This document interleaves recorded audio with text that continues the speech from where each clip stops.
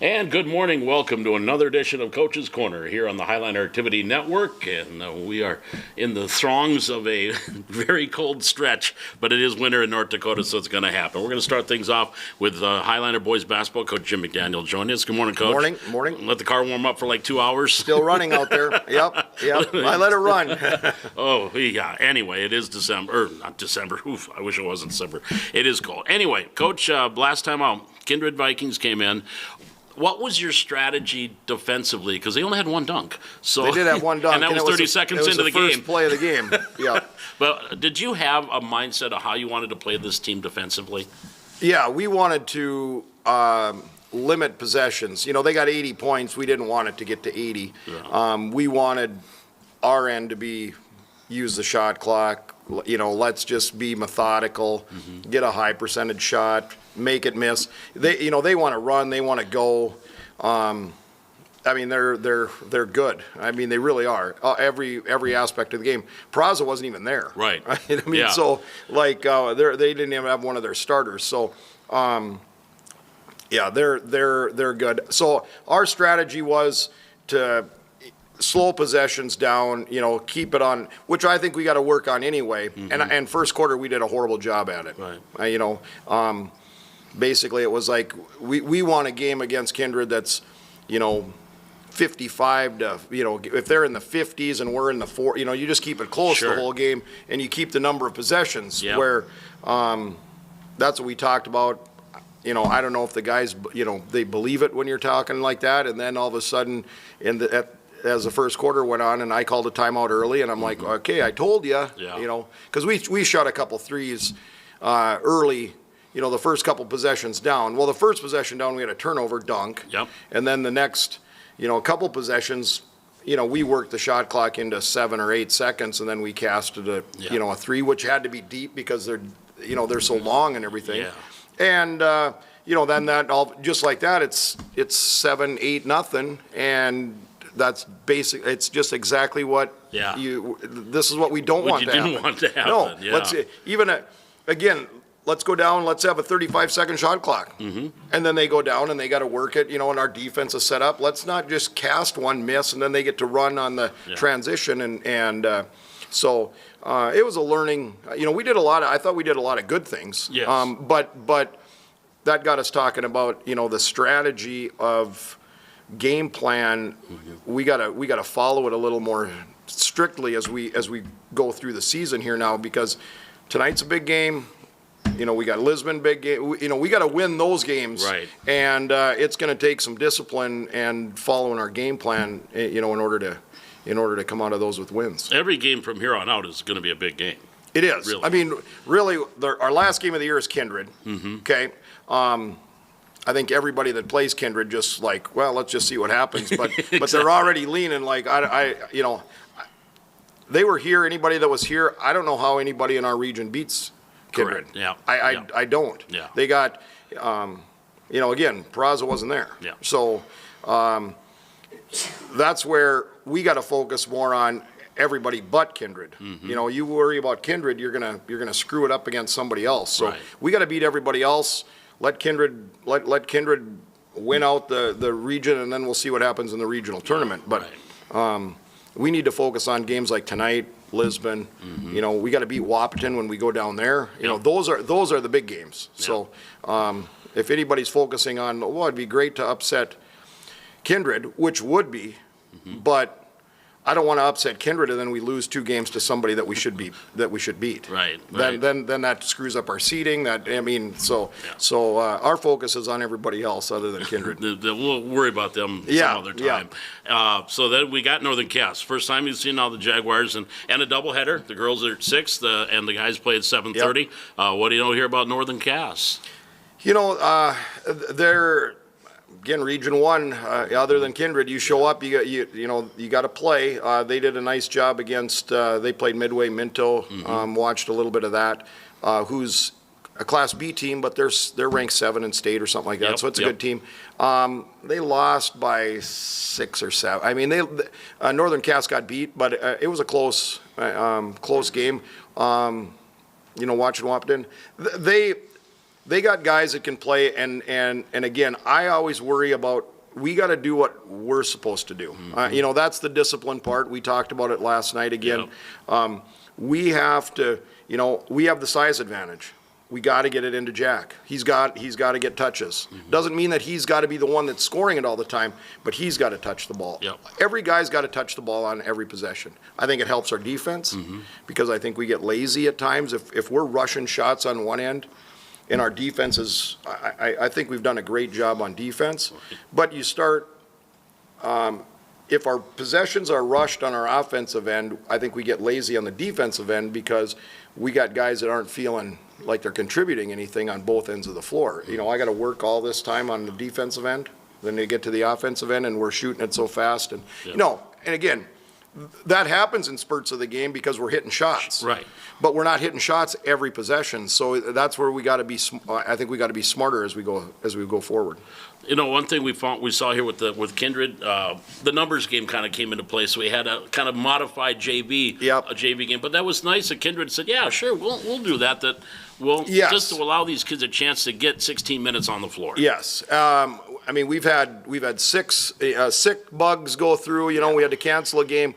Our numbers are low anyway. And then if you got guys missing, and it's just there's nothing that we can do. So Kindred, to play a weird 2-quarter game, is just it's just unheard of at a JV game.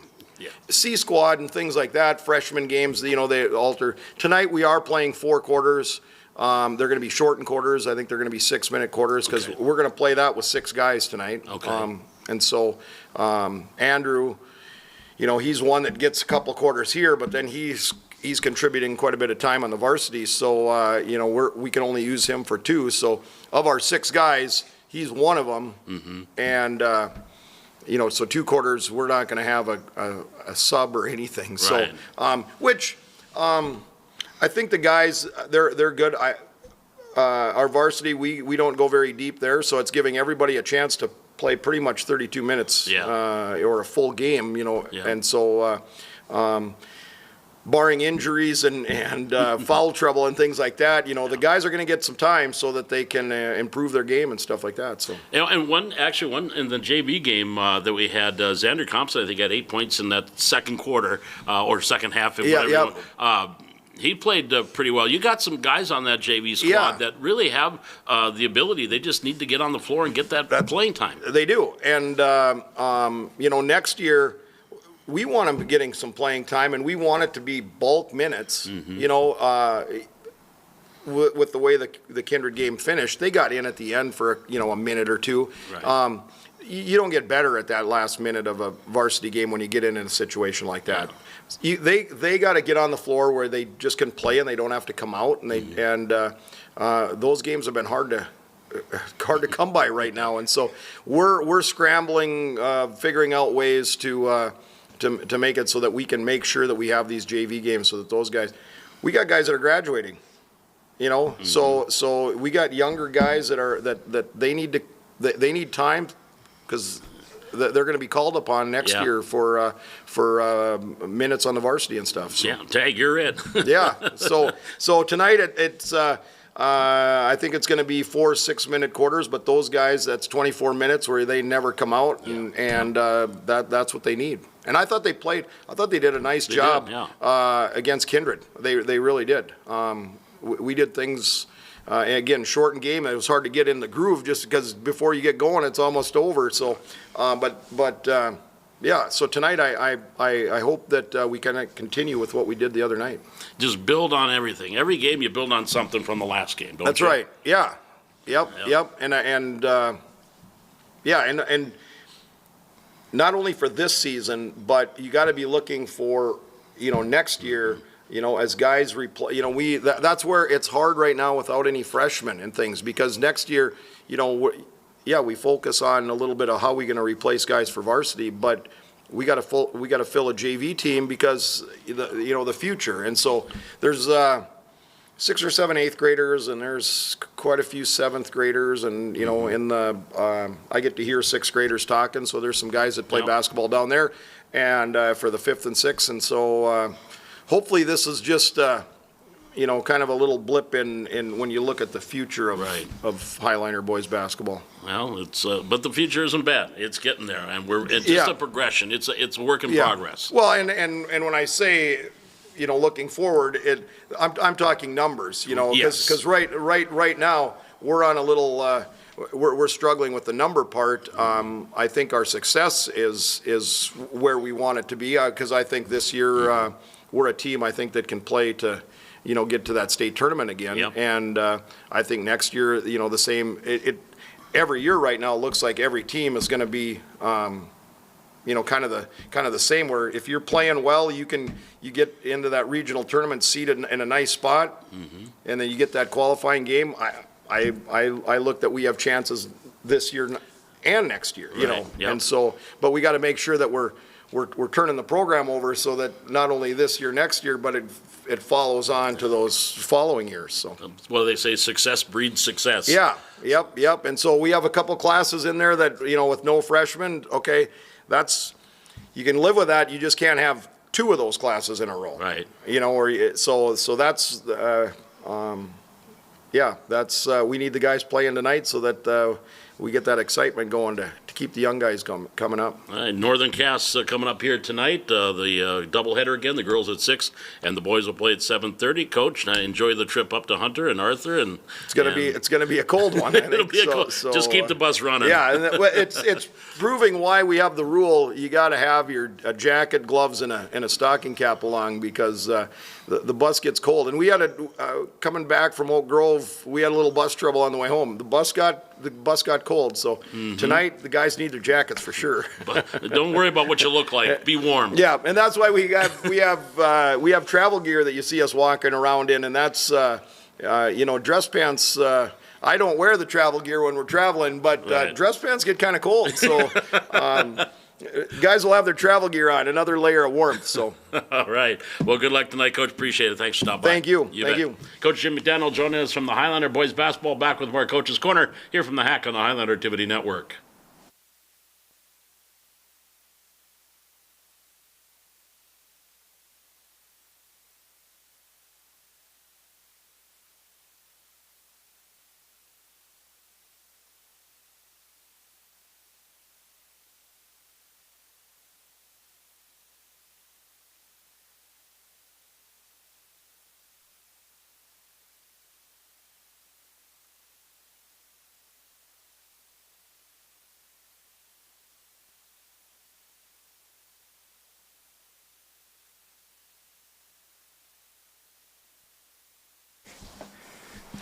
Back here on Coach's Corner, and thank you for being patient. And we are ready for, of course, football season's a ways away, but it's never too early to talk football. And we are joined now by new head coach Chad Smith, the Highlanders. Congratulations, welcome. Thanks, Paul. Appreciate it. Well, first off, congratulations on your Eagles. I know, right? Unapologetic Eagles fan, and it's my week to gloat, isn't it? So you've been an Eagles fan for a long time. I have. I don't know. I can't say how or when I became an Eagles fan, but I just have when I was like 6 years old.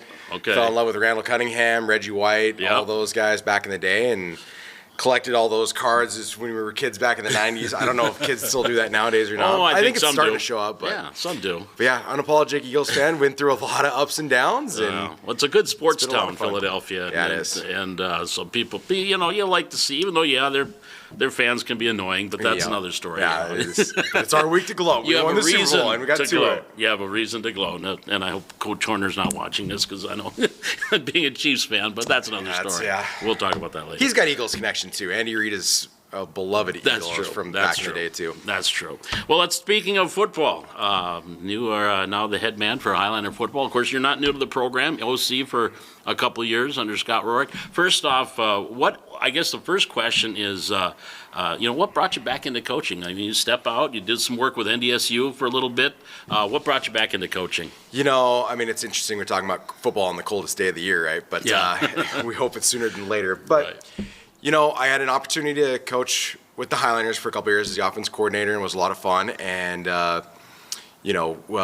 coaching and got hired, and I got an opportunity to go to NDSU, and it was a great opportunity. I actually got that through working through an old friend back in the day that I coached at Rocky Mountain College out in Montana, where I was from, too. It was my first year coaching. He was a freshman on the team, and then he happened to become the defense quality control coach at NDSU, and then Coach Petrino, who was the defense coordinator at NDSU the previous year, was there, and he had Rocky ties and Montana ties too. And so they asked me, like, hey, would you want to come over and be an analyst for us this year? And I said, I've always wanted to coach at that level. I can't say no to it. And Tammy allowed me to do that, which was my fiance, and was able to go and do that. And it was a lot of fun, and I learned a lot over there, and it was great because I've always been predominantly an offensive coach all my career, and then here I had to transition to become a defensive coach, and it was a lot of fun because you get to see it from the defense's perspective more than the offense perspective. How do they break down film? How do they look at us?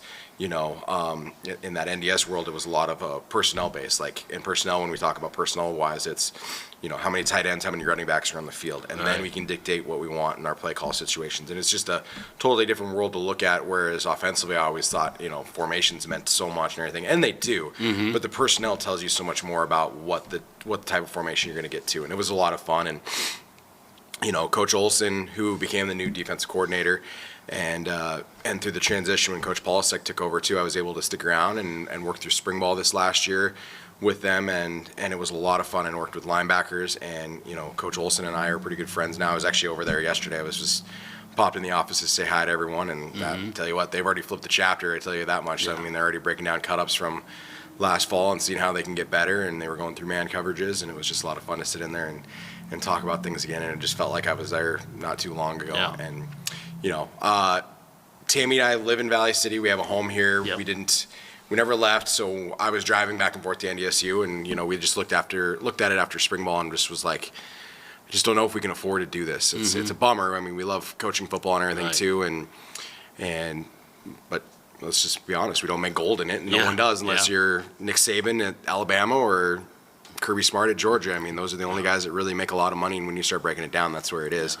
But my passion and heart has always been in this community, in this town, and there was an opportunity that this position opened up, and I had a number of people tell me, hey, are you going to apply for it? Are you going to do it? And I was like, I don't know. I took a year off of being away, and it was a lot of fun, actually. I enjoyed just being a fan, and got to go to some different places, and got to go down to Nebraska because Tucker's now was coaching at UCLA, so I got to go down to Nebraska and go watch him, and then watch my old Armstrong and Montana State staff that's now at Nevada play against Minnesota, and then go to a few NDSU games, and it was a blast to just kind of be a fan for once for a little bit and just watch and not have the stress on it. But ultimately, I think, as you've known me for years. I am passionate about this sport, right? Yeah. And in our interview process, we talked about 3 core values that Coach Polisek talked about with us as the coaching staff when he took over at NDSU, and really worked with us coaches, not just along with players, but worked on the coaches on how do we coach the coaches,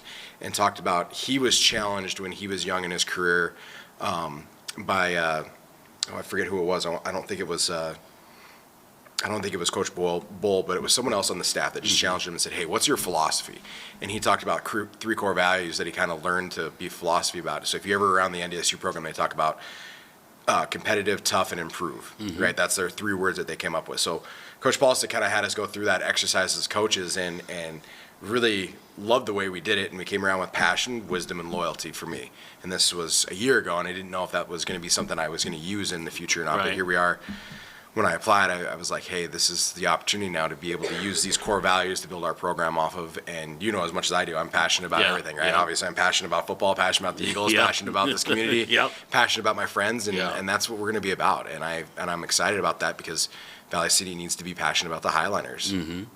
I'm engaged to a Highliner. She graduated exactly. Here, so I'm stuck in the family now. You're done. It's there. And really, when you're the head high school football coach, you're not just the high school head football coach, but you're kind of the coach, head man for football throughout Valley City. You're talking Thunder football and junior high. So is that something too you really like to help get that culture with the Thunder football and get everybody excited all the way down to the 5th graders about this team? Totally. That's what we've got to continue to do with our program here is, if you look at it from a whole as a college coach and you look at everything that's been changing in North Dakota and even Montana where I'm from too, small towns are growing a little bit sparse in between, and population's dropping a little bit, but we've got to continue to get kids excited. I mean, I still remember as a senior in high school in Centerville, Montana, we played 8-man football.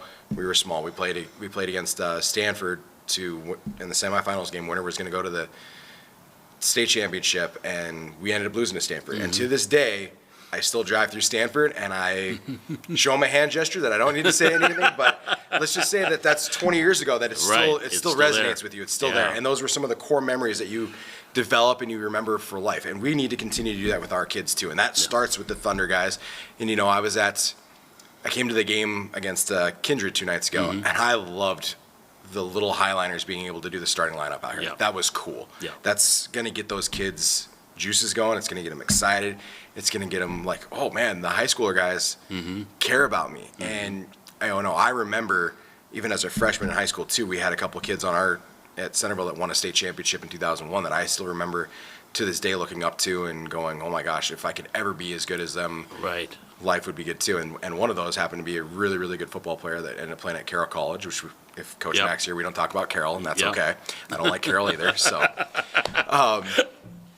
but he was a kid that I looked up to, and actually happened to start every single game that he was, and it was a 4-time All-American, and so it was a lot of fun to learn from him. So yes, we've got to continue to do that, and that was what was talked in our committee and interview process of like, how do we get our kids involved from Thunder all the way up? And I think that really starts with having a culture of positivity and enthusiasm, and having our older generation making sure we're helping the younger generation still too. Right. Like we will demand that the varsity program is going to be at every JV game and helping with things if the older guys with chains or books or stuff like that. And then let's make sure that we're at a few junior high games, and even let's have a Thunder day where we have them or vice versa, we're at their games and we're supporting and doing those things too. But beyond that, I mean, as 14 years or whatever it was, 13 years I think it was at the collegiate level, you know when you recruit kids, you want multi-sport athletes. Well, here we are at the high school level now. I'm coaching here. I'm going to promote that our guys need to be multi-sport athletes, right? We need to be excited about baseball. We need to be excited about hockey, wrestling, basketball, track and field. We need to be excited about our guys to be able to do that, because not everyone's always going to major in football or major in anything else, but let's be passionate about those sports. And it helps. I mean, when we recruited kids at NDSU, we had multiple sport athletes. You know, wrestling being the one up front. I mean, with the big guys. I mean, it's just a core development process. We love those type of guys and continue to work with those. And so we want to support our guys to do that and be able to work through multi-sports. And then we need to structure a program that allows our kids to do that. And if someone's not playing a sport, then let's make sure that we're in with Coach Keller and we're in the weight room and we're starting to develop our bodies that way too as well. So then it almost becomes a system. That's what you kind of learned at NDSU. NDSU is a system. It's crazy how when you get inside that culture, what it's like. They go back 20 years and nothing's changed. You know, Coach Olson had Scotty Hazelton, who was his defense coordinator back in 2010 through 2013 or something like that, came in and just said, hey, you know, show us what we're doing in our defense, what's going on last year, and just kind of advisory role. And I tell you, within 10 minutes, they both were talking the same language again, because nothing changes in the NDSU system. It all is the same. It's all culture-driven. It's all player-driven.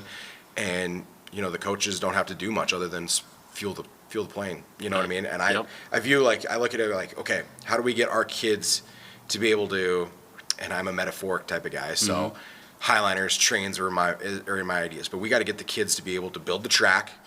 It's their train, and then we as coaches are just the ones that are just fueling the flames, right? Those old steam engines. How much coal can I throw in the fire for you to get you excited about it? But you built this track, so we're going to go wherever this track's going to take us, and I can just see how much can I shovel in you and get you excited about it, just fired up and going. And, you know, Highlander football is changing and now moving into a different class. You're going to be seeing a lot of different teams, and that can be exciting, too. A lot of new teams that you've never seen before are going to be on the other side of the field. It's very exciting for us, I think, and I think it's good for Valley City. I don't ever want to get into the talking of who and what and how we play. I mean, that's going to be for Coach Hunt and the directors and the North Dakota High School Board of saying where everyone should be at. We all know Valley City's in a twin-year spot, right? It just is. But, you know, it'll be exciting to be able to play, you know, the Kindreds, the Velvas, the EEKs of the world again and see where small-town high school football lies, because it's tough, hard-nosed football, and that's a lot of fun, you know. And and we had fun when I was 2 years ago here. We had a really good team that, we lose to a Fargo South school and we lose to a Fargo North school the next week. We lost we went on three straight losses, which I know we all look back and we were bummed about, and we had a chance to get better, but it is what it is. You only schedule who you can schedule on your schedule, and you play them anywhere. Yep. And I don't care where we play. We can play in a parking lot. We can do whatever. I'm not going to say I'm Dan Campbell and bite kneecaps off, but we'll play anywhere, right? You don't need to give them locker room material. Exactly. You don't need to do that. But of course, with the Highlanders, and obviously we'll talk more when we get into August and September, and we're getting close to the season as far as who's out there, who are we going to see, this, that, and the other thing. But just wanted people to get a chance to meet you, though, that haven't. And of course, I've known you ever since I pretty much have been in Valley City. And it's been a while. Haven't been on the mic together. No, we haven't. Which we'll have to do that again. Now we can start doing it in this arena here. But we worked together for a couple of years doing VCSU football and on the radio. So, but now it's great to see you back coaching, because it is, like you said, it's a passion, it's a love, it's part of who Chad Smith is. Yeah, I'm excited about it. It's just, this is a dream. You know what I mean? Tammy and I talked about where we're going to move to Fargo if we continue to do the NDSU thing. Where do we want to go? She's got a couple grandkids in the area. We wanted to stay in the area, and this is the perfect fit now. We can stay in our home and coach and have fun and be with friends and continue to grow, and it's the best situation of everything. So we appreciate you stopping by despite that, but that's okay. That's another story. We'll worry about that another time. But congratulations, Chad, and we look forward to talking to you when we get into the football season in August. Thanks, Paul. Appreciate it. You bet. That is Coach Chad Smith from the Highlander football team. We'll be back and wrap things up here on Coach Highlander Activity Network.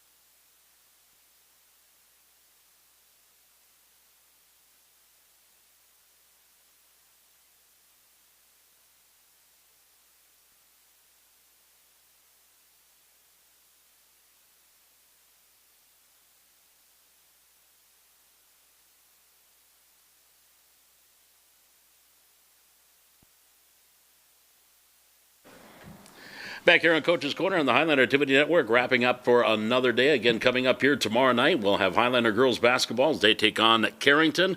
We'll have junior varsity at 5:30, then the varsity at 7, and just one more basketball game after that, and that'll be next Friday, the 21st, when the Highlander boys will be wrapping up the home portion of their schedule.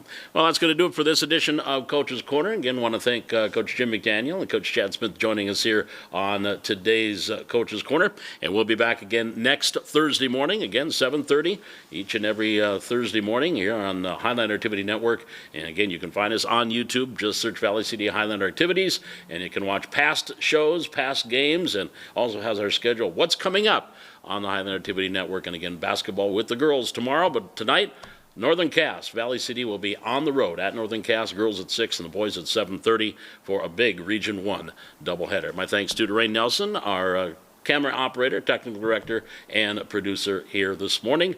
We'll see you again tomorrow night when we have Highlander Girls Hoops. Until then, Paul Matano saying thanks for joining us on Coach's Corner here on the Highlander Activity Network.